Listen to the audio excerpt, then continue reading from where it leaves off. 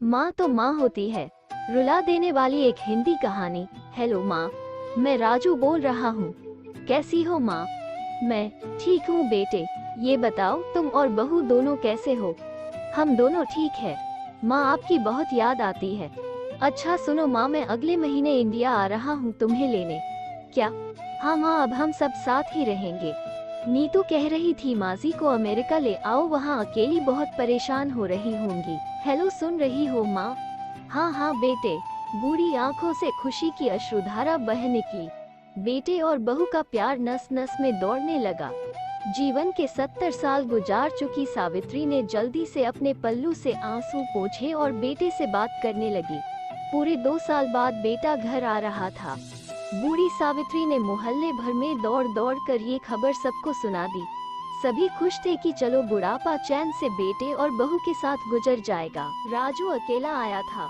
उसने कहा कि माँ हमें जल्दी ही वापस जाना है, इसलिए जो भी रुपया पैसा किसी से लेना है वो लेकर रख लो और तब तक मैं किसी प्रॉपर्टी डीलर से मकान की बात करता हूँ।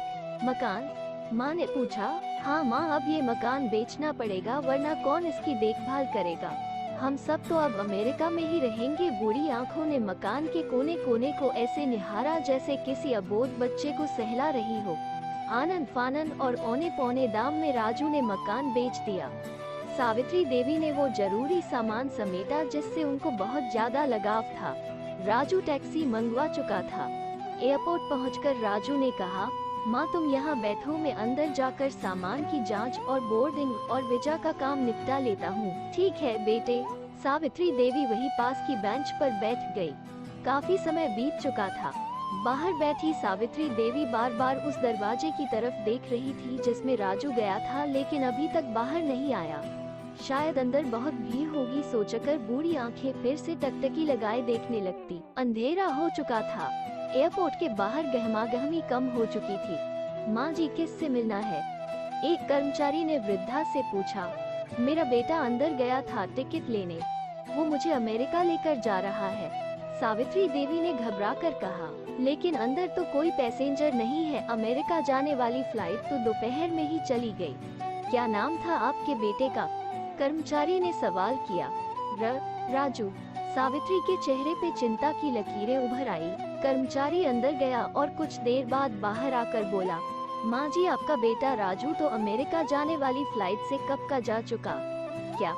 वृद्धा की आंखों से आंसुओं का सैलाब फूट पड़ा।